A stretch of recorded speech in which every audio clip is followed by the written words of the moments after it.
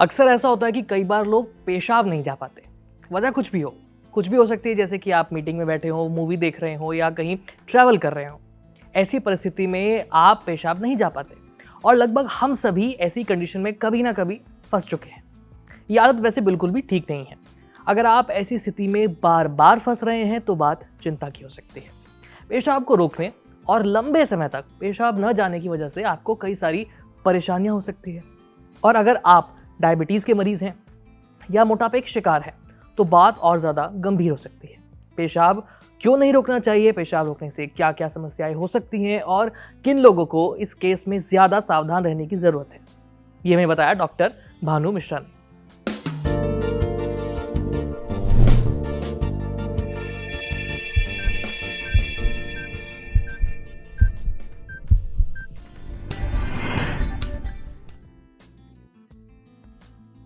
आजकल की हमारी भागती दौड़ती ज़िंदगी में हम कई बार इतने बिज़ी होते हैं या फिर ऐसी जगह पे नहीं होते जहां हमें यदि यूरिन का महसूस हो तो हम जा पाएँ। लंबी मीटिंग्स होती हैं, लॉन्ग ड्राइव्स होती हैं, जिनमें कई बार हम उस चक्कर में अपनी जो नेचुरल कॉल्स हैं उन्हें नहीं ले पाते। हमारे कई पेशेंट्स हैं जो हमें ये बताते हैं कि ऐसा करने के बाद उन्हें काफ़ी दिनों तक पेशाब के रास्ते में या नाभि के नीचे पेन महसूस होता रहा है। कई पेशेंट्स हैं जो डायबिटीज़ से ग्रसित थे या स्टोन की बीमारियों से ग्रसित थी, उनको यदि ऐसी प्रॉब्लम आती है कि उन्हें बहुत लंबा पेशाब रुकना पड़ता है, स्पेशली महिलाओं में, तो यूरिन इन्फेक्शन का उनको चांस बना या यूरिन इन्फेक्शन की उनकी लक्षण उनकी बॉडी में आ गए।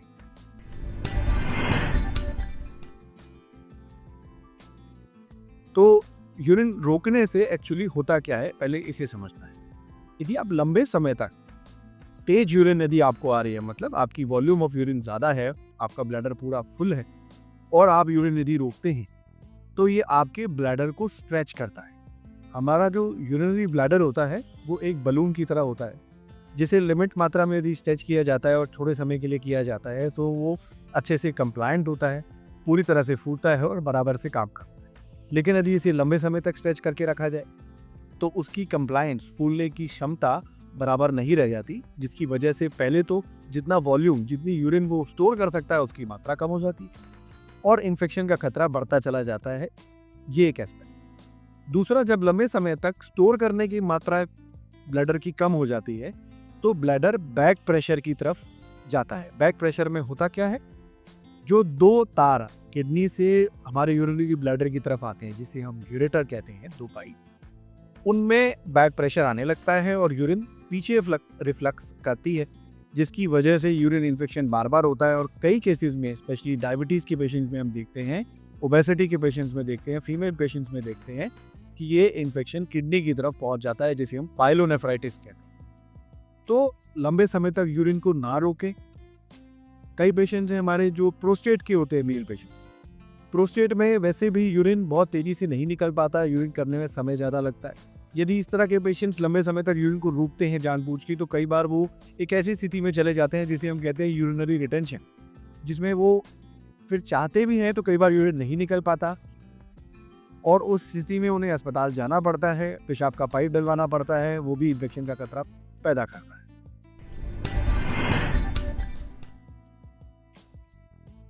तो यदि किसी को ऐसा इन्फेक्शन हो गया है तो पहला तो सबसे इम्पोर्टेंट है कि आप लंबे समय तक यूरिन ना रोकें। अपनी मीटिंग्स को, ड्राइव्स को, अपनी लाइफस्टाइल को ऐसे प्लान करें कि इस तरह का आप बार बार ये एपिसोड ना हो।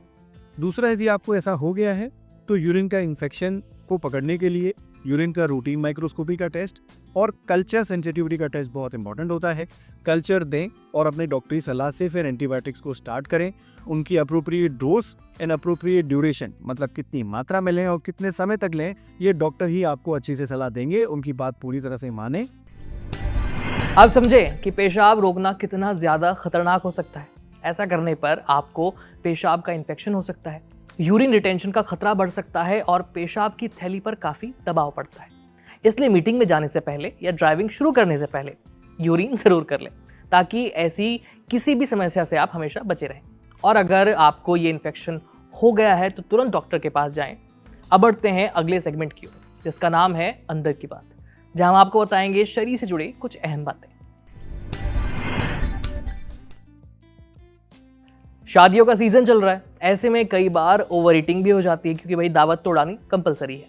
वर्कआउट भी मिस हो जाता है और ये लगभग सबके साथ होता है। ऐसे में कुछ लोग ओवर ईटिंग और वर्कआउट मिस करने की भरपाई करने के लिए थोड़े से ज़्यादा एक्सट्रीम हो जाते हैं। वो लंबे समय तक फास्टिंग करने लगते हैं, कुछ खाएंगे ही नहीं कि सारी कैलोरी वाला जो एकदम बैलेंस में आ जाए, या फिर बहुत ज़्यादा वर्कआउट कर लेते हैं जो अब तक मिस हो चुका है उसकी भरपाई करने के लिए। लेकिन ऐसा करना फ़ायदा कम और नुकसान ज़्यादा पहुंचाता है। ये आपकी सेहत के लिए बिल्कुल भी ठीक नहीं है। आकाश हेल्थ केयर से जुड़े डॉक्टर प्रभात रंजन के मुताबिक ऐसा करने से बॉडी अचानक से पैनिक मोड में आ जाती है।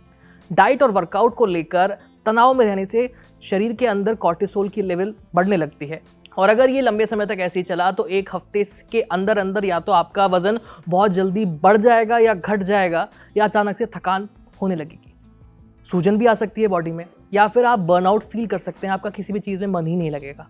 इसलिए उपवास से बचें, फास्टिंग से बचें, स्ट्रिक्ट डाइट को फॉलो करने से बचें और हेल्दी खाने के लिए अपनी चीज़ें अच्छी कीजिए। जैसे कि आप अपने खाने में प्रोटीन की मात्रा बढ़ा सकते हैं, माइक्रो न्यूट्रिएंट्स को शामिल कर सकते हैं और साथ में मॉडरेट लेवल की एक्सरसाइज करें ताकि आप जल्दी से थके ना। और अब बारी बॉडी रिपोर्ट के आखिरी सेगमेंट की, यानी रोज का पोषण, जिसमें आपको मिलेगी न्यूट्रिशन के बारे में जानकारी।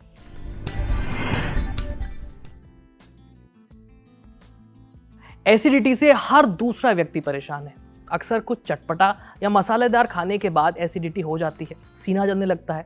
लेकिन एसिडिटी सिर्फ मसालेदार खाने से हो ये ज़रूरी नहीं है, इसके पीछे कोई और वजह भी हो सकती है, जिसके बारे में डाइटिशियन नमामि अग्रवाल ने अपने इंस्टाग्राम पोस्ट पर बात की है।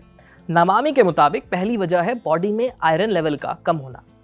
आयरन लेवल कम होने से थकान के साथ साथ सीने में जलन भी महसूस होती है। दूसरी वजह है शरीर में होमोसिस्टीन नाम के अमीनो एसिड की मात्रा का बढ़ना। इसके बढ़ने से पेट की जो अंदरूनी हिस्से हैं, उसकी लाइनिंग है, उसमें इरिटेशन हो सकती है, जिससे एसिडिटी होती है। और अक्सर ऐसा तब होता है जब आप या तो ज़्यादा रेड मीट खा लें, ज़्यादा अंडा खा लें, या डेयरी प्रोडक्ट्स जैसे दूध या दूध से बनी कोई चीज़ें वो ज़्यादा खा लें, तो आपकी बॉडी में होमोसिस्टीन की मात्रा बढ़ जाती है। इसलिए अगर आप भी इनमें से कुछ खा रहे हैं और एसिडिटी आपको बढ़ रही है तो इन चीज़ों से परहेज़ कीजिए। तीसरा कारण है तनाव, जिसकी वजह से कॉर्टिसोल बढ़ जाता है, जिससे पेट को और ज़्यादा मात्रा में एसिड बनाने का सिग्नल मिलता है। और चौथी और आखिरी वजह है शरीर में शुगर लेवल का हाई होना। इस वजह से सूजन बढ़ती है और पेट में ज़्यादा एसिड बनने लगता है। इसलिए अगली बार जब आपको एसिडिटी महसूस हो तो पहचानने की कोशिश कीजिए कि इन चार में से कौन सी वजह आपके लिए जिम्मेदार हो सकती है। बॉडी रिपोर्ट के इस एपिसोड में आज इतना ही। अच्छा, अगर आप डॉक्टर हैं या फिर आपका डॉक्टर से कोई सवाल है तो स्क्रीन पर दिख रही इस ईमेल आईडी पर अपने सवाल भेज दीजिए या सुझाव भेज दीजिए। ये वीडियो आप अगर फेसबुक पर देख रहे हैं तो हमारे फेसबुक पेज को लाइक कीजिए, यूट्यूब पर देख रहे हैं तो हमें सब्सक्राइब कीजिए और घंटी ज़रूर बजा दीजिए ताकि जब भी हम नया वीडियो अपलोड करें तो आपको नोटिफिकेशन ज़रूर जाए। मैं हूँ आयुष, मिलते हैं आपसे अगले वीडियो में, तब तक के लिए बाय बाय।